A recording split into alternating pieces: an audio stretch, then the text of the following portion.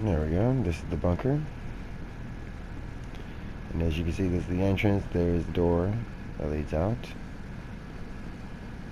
To our left here is the research lab, where you can hire the staff to work for making your stock or to help research the next upgrade for one of your products. As you can see, this is the storage room. These are all the guns. I do believe this will end up replacing the motorcycle club as far as babysitting and waiting for the product to develop, so that way you can turn around and sell it for a profit. This may take a little bit longer, that I'm fairly sure of, but I'm also fairly sure that in the long run this will produce more money than even the cocaine lockup, the biggest cocaine lockup there is. It should produce more money than that. I'm not sure about the turnover rate, but we'll find that out as we go. But from what I'm looking at so far, this is about, I want to say, if you look in the lower right hand corner, the stock is about a quarter of the way full, and that's $200,000. And if I go to my computer, I can double check and give you the math on what it would be if I were to sell that product in Los Santos County and show you what the difference would be. So it's saying right now the value is at $200,000. So let's go to the computer and let's take a look at what it says that I will be able to receive for selling it in Los Santos.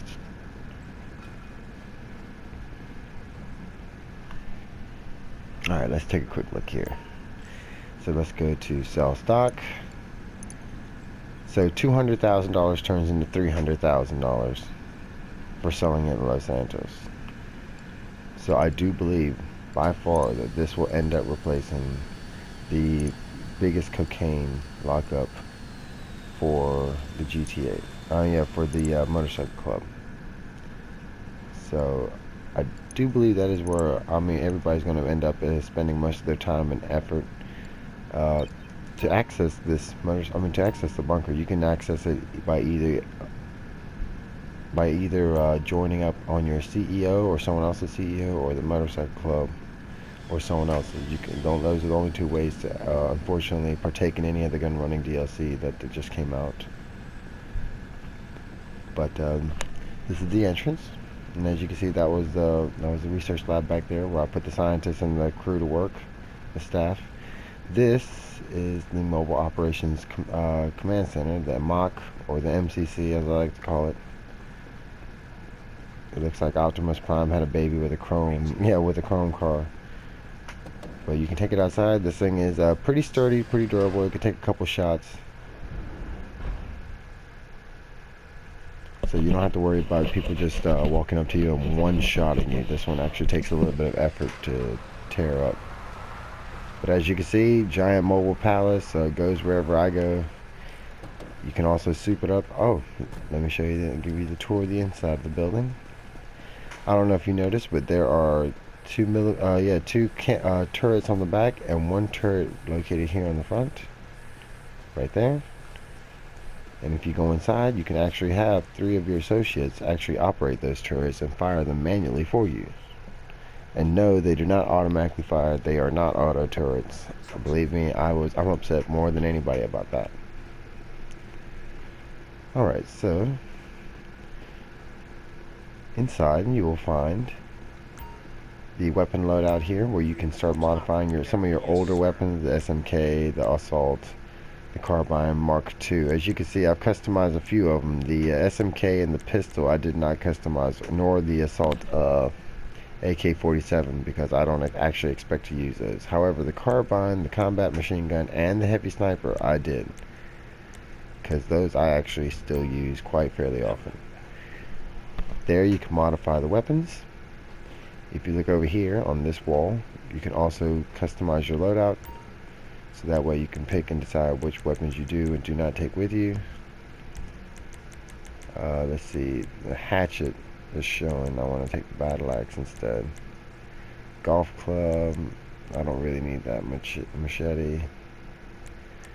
No, I just really need the knuckle duster and the battle axe, as far as, and yeah, I don't need the hammer.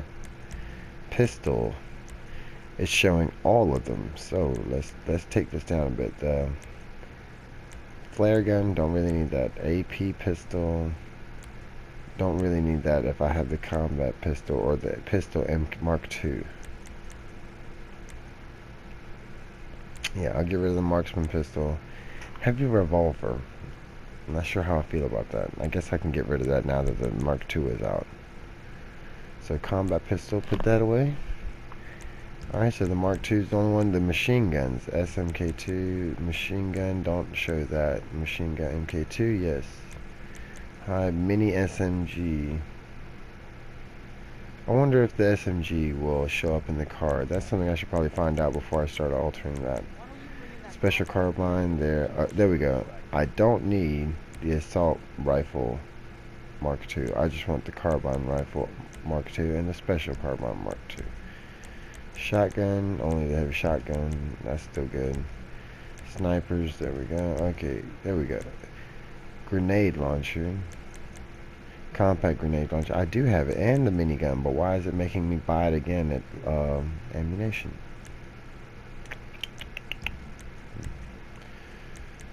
Proximity mod, sticky bomb. Okay, so everything else is still good. So as you can see, this is my weapon. This also acts as a mod shop. So if I wanted to bring any of the new military vehicles that are available with the Gunrunning DLC, they would all park right here in this position. They would be subject to some of the limited edition as far as the Gunrunning is concerned. Some of the limited mods that are available to strictly those vehicles. Example would be heavy plating. Heavy plating or heavy armor plating, which would be the equivalent to the windows on the Kuruma. So you can put those windows on some of the newer vehicles that have just came out. And as you can see in this area here, this is the command center. This is where, as you can see on these little computers here, this is where the people would control the turrets and manually control them themselves. In fact, let's take a look here. Which one does this control? This one more or less control. Well, this one will probably control the one on the front, since it is by itself. Use X to use the turret, the center turret. Yep, and as you can see, this thing is like a missile launching, unforgiving, relentless, remorseless killing machine here. So let's get up and let's check out the other one. Stand up, please. Thank you. Now let's see this turret back here at the back. Is it one of those fireball spitters too, or is this one of those, I guess, the minigun kind of shoot? Nope. It is also a remorseless killing machine. So they're pretty much fireball spitters. They just throw fireballs at whatever you want to die. Alright, so that was neat.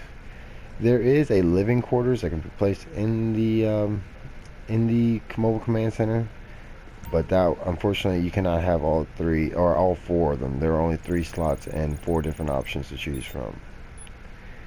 As you can see, the severe weather pattern, that mission is now available for some reason. I wasn't able to do it before, but now it's definitely clearly there. Which, like I said, these will be fun. These will probably be the first or second mission that will actually be double RP and double money. I wouldn't doubt it. This one, okay, I think I see. I think those numbers in the upper right hand corners, as you can see, this lock with a 4, I think that's how many supplies you have to do before they give you access to use the mission or to perform the mission. Let's see. Yeah, I do believe that is correct.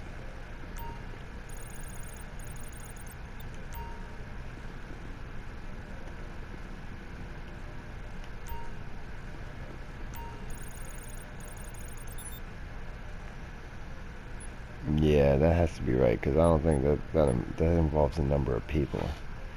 Using oppressor bikes, take down a road company and mobile operations center at our own HQ. The target will have ground support and be utilizing deceptive techniques. Equipment should be returned on completion of the task. If I'm not mistaken, that is the one I saw on the advertisement where the oppressor, the rocket dirt bike, is thrown out of the back and you get to fly that thing towards the ground. So I am looking forward to doing that.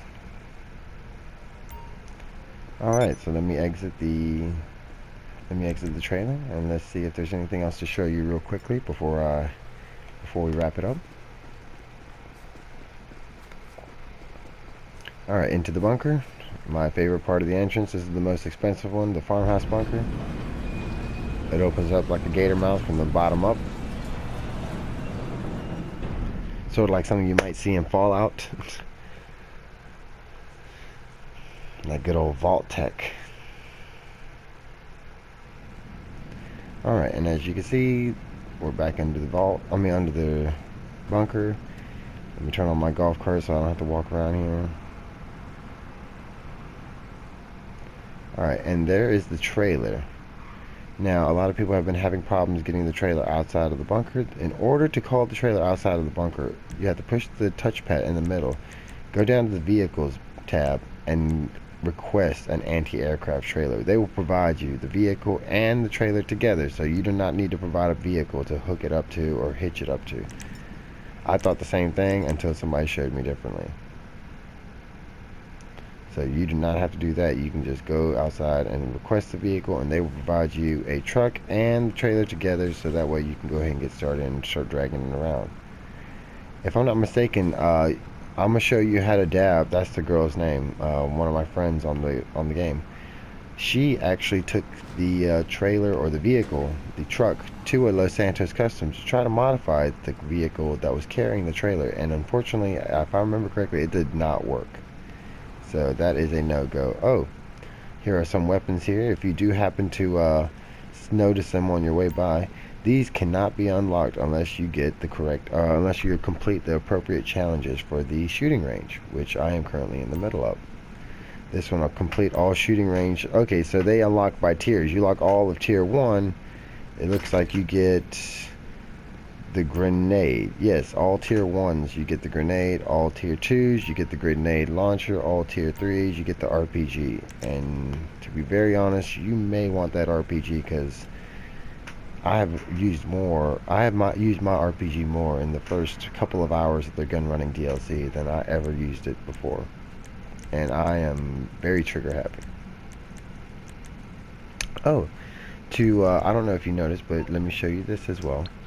On the internet, under Warstock Cash and Carry, this sponsored advertisement, they are selling the Juggernaut outfit. And I know to everybody this may not be awesome, but it is now official where you can take the Juggernaut outfit and they will deploy it to you, sort of like a package. And they will, if I'm not mistaken, they drop it down from the sky, you just pick it up, equip it, and go. I may be wrong on that. I had not 100% used it myself, but you know what? Now that we're here, we can go ahead and take a look. There is the shooting range. I'm not sure who this guy is.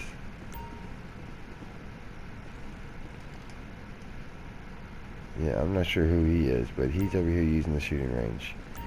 As you can see, if you push right on the direction pad, you go to the shooting range. To push X, and you'll be able to complete any of these challenges. These are very difficult. A lot of precision, a lot of control required. You can't just start shooting rounds off aimlessly. You have to try to aim for the red markers and try to combo your shots together. And if you want to see, I will give you a quick demonstration real quick. See, as you combo these shots, you start earning more points, and they're worth more per shot. But you don't want to fire off aimlessly, otherwise you have to reset your combo time, which won't help you out at all.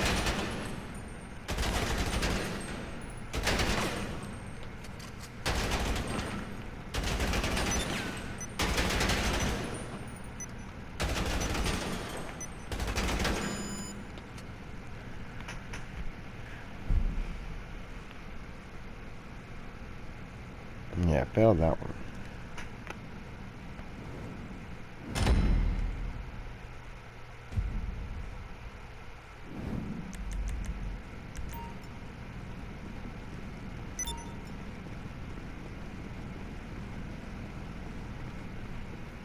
Alright, so let's go take let's go take a look and see how the new Juggernaut works.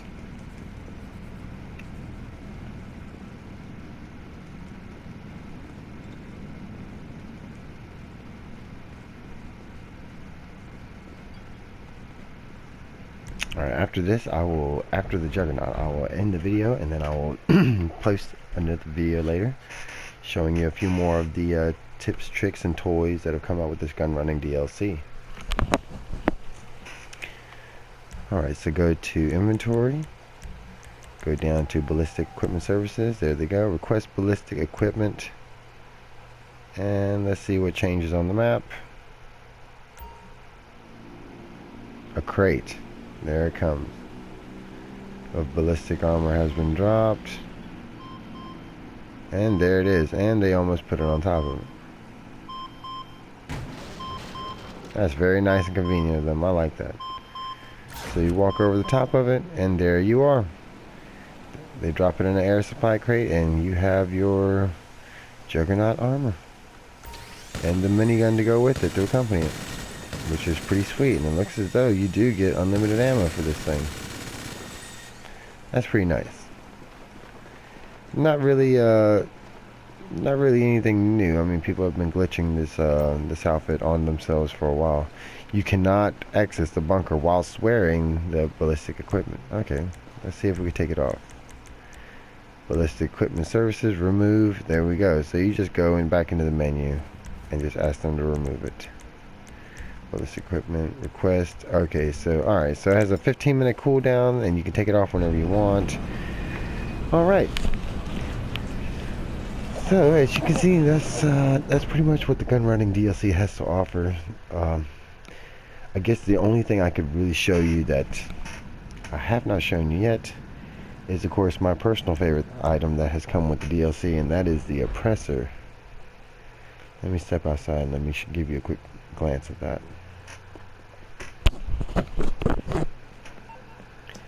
Alright, so go to the mechanic. The oppressor does count as a personal vehicle. Oh. What you need, boss? Some wheels? I can bring them around. Okay, now conquer the oppressor. It's coming So at you. bring it out. Now, I did not know this. I had a little trouble figuring out a couple hours ago whenever I first got onto the game to access the Gunrunning DLC. But in order to modify some of these new vehicles that they have come out with, you have to actually take them to your mobile command center or your mobile operations center.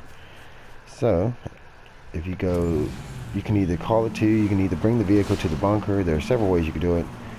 Me personally, I usually bring the vehicle to the bunker, so because you can drive the vehicles, some of the vehicles, into the bunker. Personal vehicles can actually enter the bunker. Other vehicles such as Pegasus cannot. So as you can see, I've got the armor, the brakes. I've completely upgraded this motorcycle, so it does have everything on it. The only thing I do not have yet, which I will go ahead and get, the weapons. You can modify the weapons on here, and I have just unlocked the missiles. So I have equipped the missiles on, and let's exit the mobile operations center, which is currently located outside, and let's see. So I do have homing and non-homing missiles, which we are going to leave on. Now, the best part of this motorcycle, the reason I like it so much, is that you see that glowing red fire that is located on the back of that? That is the rocket Voltic engine, or a miniaturized rocket Voltic engine. And anybody who's familiar with the rocket Voltic understands that when you honk the horn, there is only one thing that happens. And allow me to demonstrate. The horn.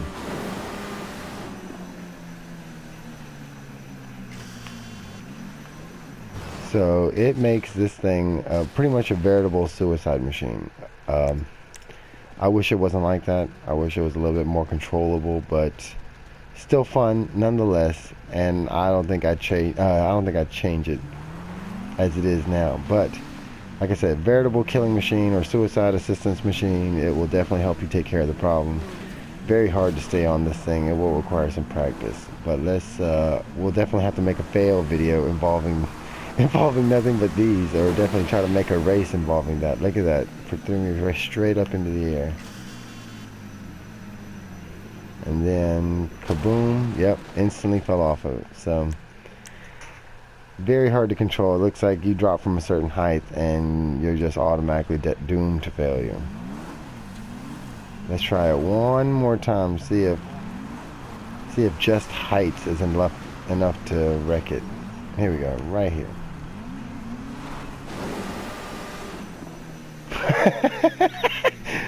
Oh, riding a crotch rocket. This is a crotch rocket. Oh, I landed it. So, okay, so it is possible. It's not completely impossible. This is the ultimate definition of a crotch rocket. This is exactly what I bet you a 10-year-old would think of if you told him, hey, yeah, I'm riding a Kawasaki Ninja up and down the road. I'm just a crotch rocket kid.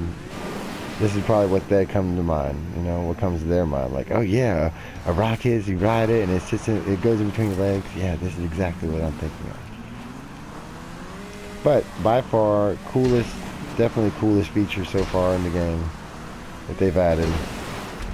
Oh, yeah, the oppressor. If you don't have one, I recommend you get one. As you can see, I started the game earlier today with $57 million in cash on me. And within maybe the 7-8 hours that this Gunrunning DLC has been out, I've already spent, let's see, $32 million just on this expansion, on this update. So if you want to get a general idea of exactly how much it's going to cost, there you are.